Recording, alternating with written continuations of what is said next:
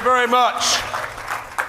Wonderful, wonderful to have him back after that secret undercover mission we sent him on in Manchester earlier this week. He's reported back safe and sound.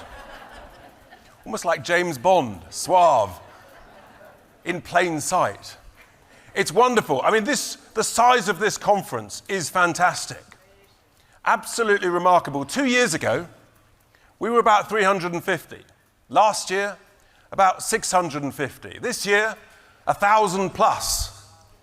If we were a company listed on the stock market, we'd be the growth stock of the year. We'd be like the next Google. And who knows? And Nigel's been very kind about me, but I just want to, firstly to say a huge thank you, not only to Nigel, but also to everybody involved within the party, because actually it's a massive team effort. This stuff doesn't just happen overnight. It takes masses of work. Our headquarters team are absolutely brilliant, led by the superb chief executive, Paul Oakton. A huge thank you to Paul and our HQ team.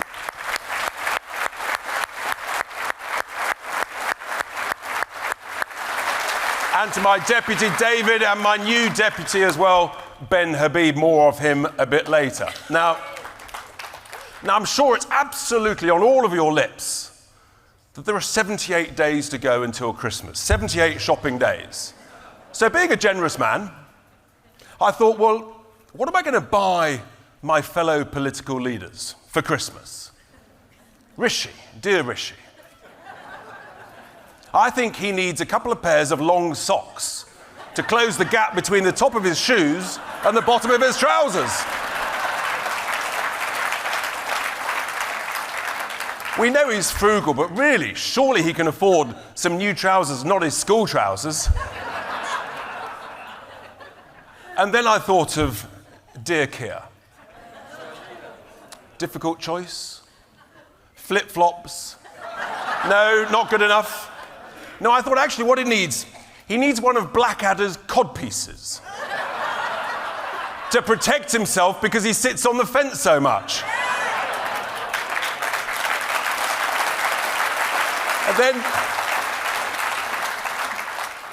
And then there's some other bloke, Ed Davies. Anyone know how you find him?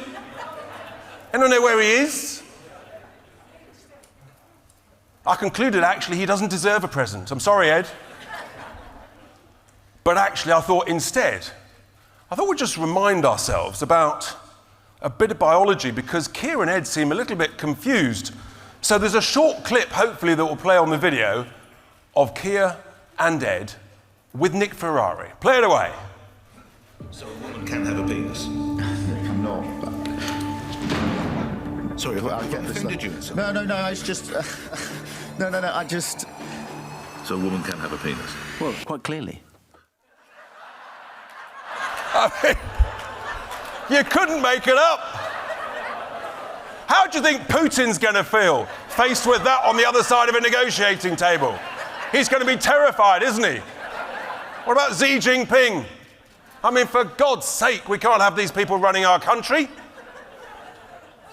You'll be pleased to know that I do know what a woman is. And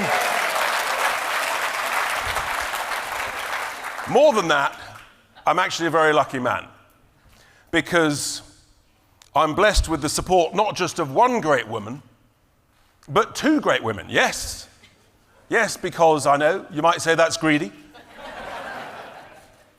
But I have huge support and help and affection from the wonderful Isabel, which I massively, massively appreciate.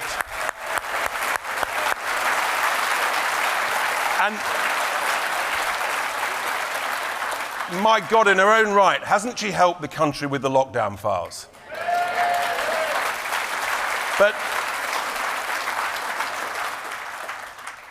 But secondly, the other woman in my life, who is also strong, powerful, and not to be messed with, but is actually very generous with some seriously great advice, wisdom, and political knowledge, is, of course, Widders, I call her, Anne.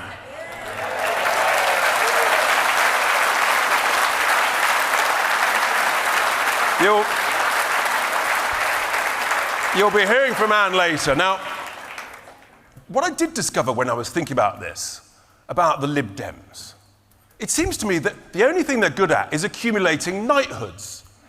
I mean, you've got Sir Vince Cable, Sir Nick Clegg, Sir Ed Davey. I mean, what do they give Nigel? Ah, I remembered. They gave him a hurricane named after him. Hurricane Nigel, and that's the truth. A lot more influence and a lot more powerful force. It's only 3 letters to Hurricane Richard. Anyway, to the serious business of the day, because the truth is the country is in a shocking, shocking state. Let's be under no illusion, the con-socialist Tories have broken Britain. Labour will bankrupt Britain, as they always do. And it'll be left to Reform UK's policies, frankly, to save Britain.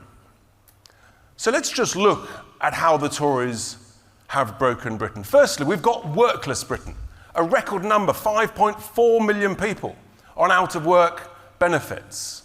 We've got waiting Britain, a record high in terms of hospital waiting lists. You have to join a secret waiting list in order to join the official waiting list of almost 8 million people.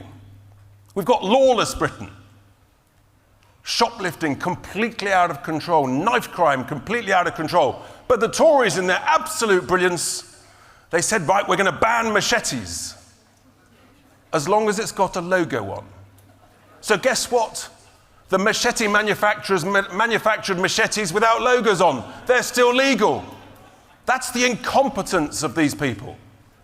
Absolutely shocking.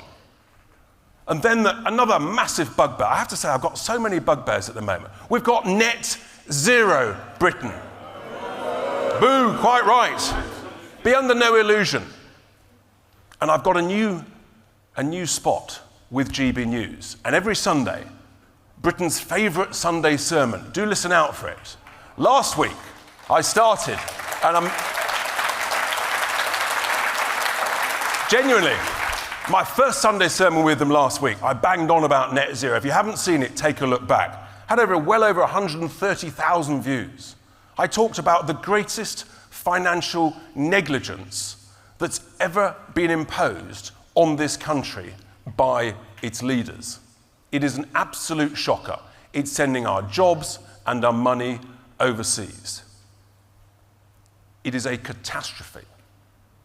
Now, if you want to laugh, ask your friends, and your friends of friends, just ask them how much CO2 is in the atmosphere. You'll get some hysterical replies. You'll get head scratching. You'll go, oh, I don't know, 5%, 20%. I've even had 50% quoted to me by people that I thought were intelligent. I know you all know the answer. It's 0.042 of 1%, but that's impossible to understand. What is that? Well, I thought we'd use a bit of an example. So I'm hoping now on the screen will appear a picture of Wembley Stadium, a full Wembley Stadium. It's 100,000 people. 0.042 of 1% is 42 people in that stadium. It's basically a football team, subs, some dodgy manager and a few physios. Unless it's Jurgen Klopp, in which case it's fine. That is the total amount of CO2 in the atmosphere if you assume that those 100,000 people represent the atmosphere. The UK is responsible for 1%. That's 0.4 of one person in that stadium. That's basically, it's a couple of legs or a couple of arms. I'm not finished. No, because, of course, there's a lot of natural CO2. And scientists will argue, how much is the human-induced CO2? Some people say it's as low as 3, 4, 5%. Some say it's 50%. I'm a generous man today. I'll tell you what, it's 50% of all CO2. So that's 0.2 of one person. It's one limb, whether it's a leg or an arm, in the whole of Wembley Stadium. That is what is the human-induced CO2 from the United Kingdom across the whole planet. And for that, the zealots, the cultists in this new religion, They want us to change our cars. They want us to change our boilers. They want us to travel less. They don't want us to eat delicious, wonderful, succulent steaks. They want to change everything. And we need to tell them that the answer is no.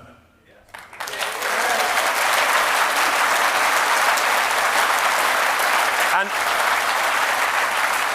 be under no illusion, voters across Europe are now rebelling and revolting against this appalling madness.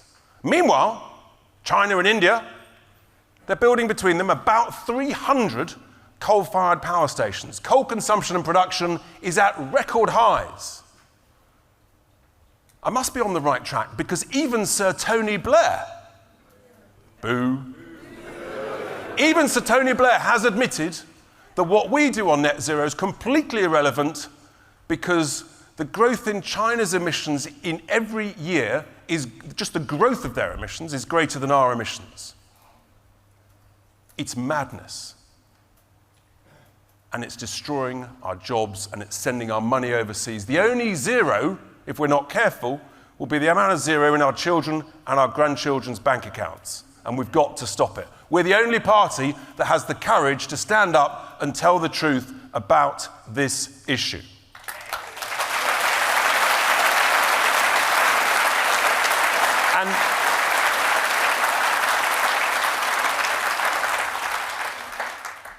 And if you think the vitriol and the abuse we got on Brexit was bad, it's like a round of drinks compared to what it is when we talk about getting rid of net zero. I'll tell you for why, because Brexit was in the heart, it was an emotive, a passionate, a sovereign thing. Whereas net zero, for the vested interests, they can smell, they can touch, they actually are benefiting hugely by this massive transfer of wealth from all of us to those vested interests, and they don't like it. So actually the abuse is even worse. Now, so we will campaign against that. Nigel talked quite rightly about the other issue, which is we are mass immigration Britain. The numbers are so big it's hard to calculate. 2022, 1.2 million people given permission to come and live here. The net number's actually a bit irrelevant because the way they count it, frankly, I wouldn't trust as far as I could throw it. This year there'll be another million plus. Next year, another million plus. And the Tories seem quite happy with it. That's lawful immigration. Illegal immigration, completely out of control again. Totally out of control. They've no idea what to do about it. Warm words as usual, but no idea how to stop the boats. I'll come back to it. We do know how to stop the boats. The illegality that's going on around the country as a function of this. Have you noticed the mushroom in barbershops opening up everywhere? Has our hair suddenly started growing faster because of COVID, for heaven's sake? Or the candy shops, or the car washes. This is all illegal money laundering of money from drug dealing and from other heinous crimes and activities. This illegality is all over the country. No one else dares talk about it. We will, because it's affecting all of our communities, our villages, our towns, and our cities. And then finally, the last thing that's broken about Britain under these Tories, woke Britain. I mean, seriously, this gender ideology has poisoned our institutions, our public sector, our big corporations, and most seriously and horrifically and dangerously of all, it's affecting our children in our schools.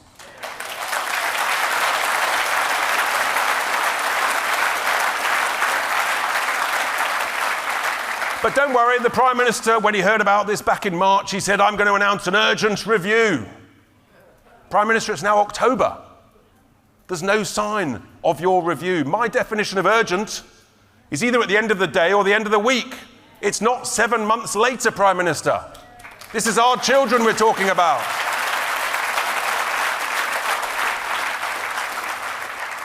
It's totally and utterly unacceptable. And once again, it's left to us to tell it as it is. I hear it from parents and grandparents up and down the country. People steaming mad, but in fear of being cancelled. Fear of being cancelled if they raise it with their teacher or their head teacher. So that's what the Tories have done. Don't worry, says Sir Keir, I'll sort it all out. Do you believe that? No. Does anybody believe that? No. The truth is, Labour will bankrupt Britain. I'll tell you for why. Because firstly, he wants to handcuff us and tie us up closer ever still to the failing, spluttering, recessionary EU nations like Germany. He'll take us ever closer back to the place that, thank God, we just left, technically. But of course, we haven't done it properly.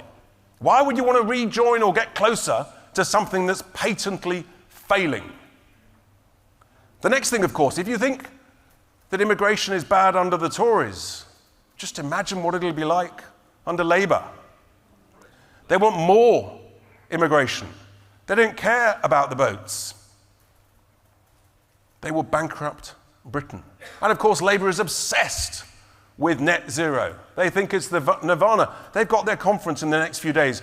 If you look at the calendar of the fringe events, it's either all about net zero or it's all about gender ideology. It's terrifying. And people need to report on it. It's probably fair to say that I won't be allowed in.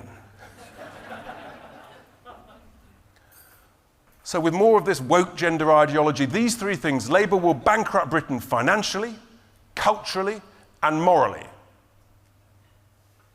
Now, some people say to us, oh yes, but if you stand everywhere, which we will, 630 seats in England, Scotland and Wales, many of you here today, then actually you'll harm the Tories. You cannot reward 13 years of utter incompetent failure with more incumbency.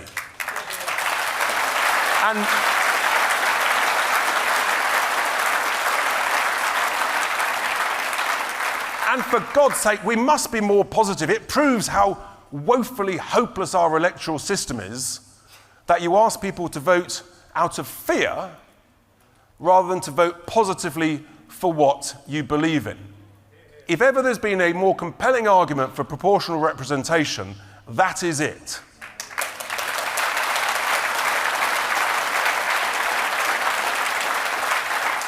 So that's all the bad news out of the way. The good news is we've got the policies that can save Britain. Firstly, and you'll hear more about this from the brilliant Brexit Bren later, but if you're going to do a job, for heaven's sake, do it properly. Brexit is a fantastic opportunity for this country, but it's got to be done properly. You've got to cut taxes, you've got to cut daft regulation, you've got to control your borders, you've got to train and educate our own people. That is essential. Now, I've talked about zero. I've decided I quite like this word zero. Because actually, if you look at our policies, we want zero income tax, below 20,000 quid. That frees up 6 million of the lowest paid from paying any income tax. That's about 30 quid a week. It'll attract lots of people off the out-of-work benefits list back into work. I want zero waiting lists. David's talked about it earlier. We're the only party with that bold ambition that is enjoyed by so many other developed nations. And we've got a serious, clear, costed plan how you get there. With commitment and passion and energy, we could be there within a couple of years. They don't believe it. We do. We have to have zero tolerance on this lawlessness going around the country. Zero tolerance. We need a proper broken windows approach, the sort of thing that we know worked in New York some 30 years ago. The shoplifters, the knife carriers, frankly, it's one strike and you're out. Take them away.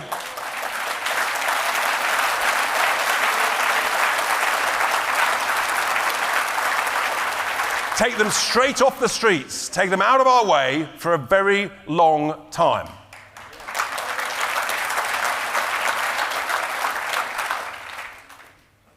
And then, of course, we want zero net zero.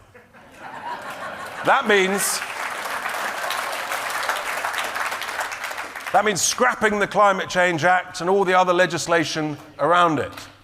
We've got to get this done.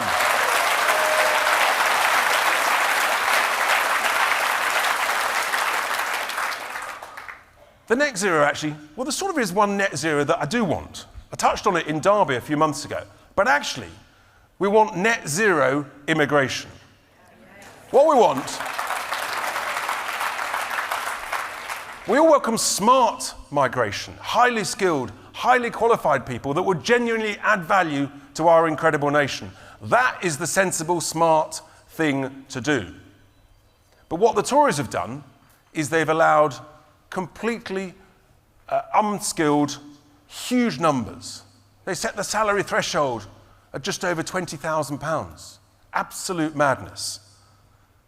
Some 400,000 people leave the country every year. They emigrate. So we could welcome 400,000 highly skilled, highly qualified people to come and add value to our country. That works. That works. We've also got to have zero illegal immigration. And the only way to stop the boats is to remind ourselves what works. And we know what works because it worked in Australia exactly 10 years ago. Within a few weeks of them pushing back, the boats stopped coming. And they say it's not possible. I'm telling you, legally, we are entitled under international treaties. I've read them, I know exactly the clauses. We are legally entitled to pick up and take back to France. And until someone has the courage to do that, this will not stop. And with this leadership,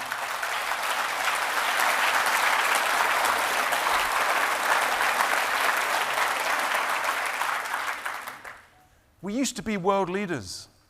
Boris banged on about it.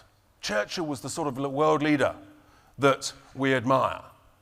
Let's be a world leader in this. Let's pick up, let's take back to France, and then show the EU leaders this is what they need to do in the Mediterranean. Only then will this crisis, this hurricane of migration that Suella Braverman talked about, only then will it be stopped. Until then, this will continue. And if we don't have that courage, if you think it's bad now, just think forward 12, 24, 36 months. What does it look like then compared to what it was 3 or 4 years ago? We have to show that leadership. We have to stop the boats by picking up and taking back. And we're legally entitled to do it. The next zero is I want zero of this gender ideological nonsense. I'm absolutely sick to death of it.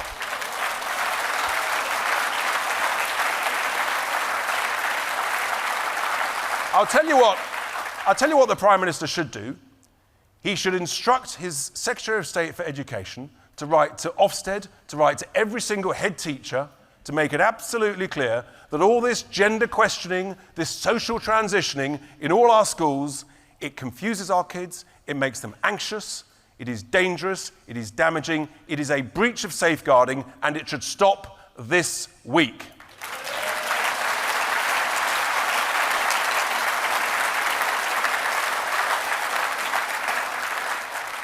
But he won't, because frankly, he's a boring, managerial bureaucrat, a technocrat. I mean, it's just unbelievable, some of the stuff. Nigel touched on what Sunak said this week. Nowhere near anybody's priorities. These are the priorities. With these policies, this country could make serious progress. There are a couple of serious things that we can, fortunately, be grateful for. And the first thing is, of course, the best trained, the most highly skilled armed forces in the world. Thank God for our armed forces.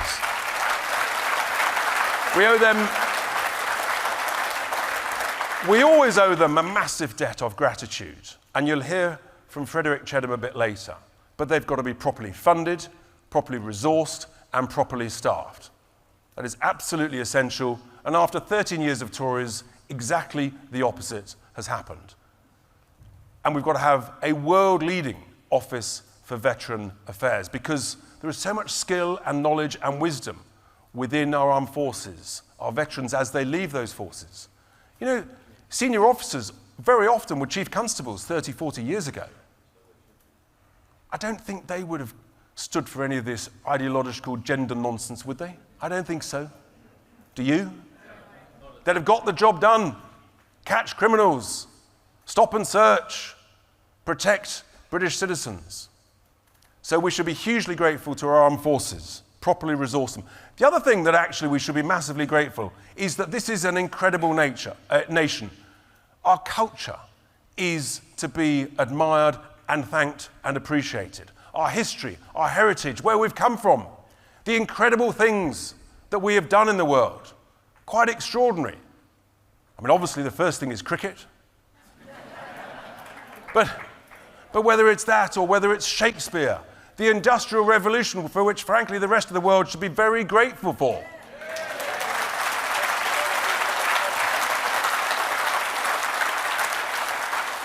That allowed billions more people to live on this planet longer, happier, healthier lives, thanks to our developments with the Industrial Revolution. Churchill. We developed the internet. A Brit designed the good-looking sort of iPhones, all this stuff we have done.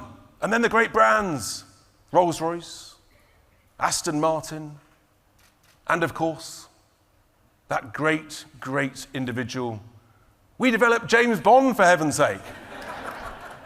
So much to be grateful for, so much potential, so much opportunity in this country. But at the moment, so wasted. So we've got about 12 months, maximum, we think, before the general election. So we're in sort of countdown. This will be the last conference season, and we've got to get busy. I know many of you are already working very, very hard. We've got 2 by-elections going on at the moment. Our candidates are here. You'll hear from them after lunch. But we have got to work seriously hard all the way through to that election. Some of you are thinking about standing. Don't hesitate. Fill it in. It's a fantastic train to join. We have to stand everywhere. We have to shape and influence. We have to make a massive, massive difference. The truth is, ladies and gentlemen, that Britain needs reform, and reform needs all of you. And together, I'm absolutely convinced that we can shape, we can influence, and we can save Britain. Thank you very much.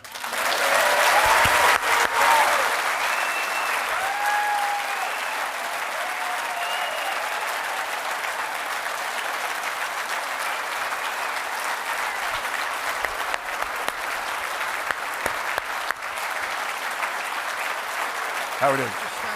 Yep.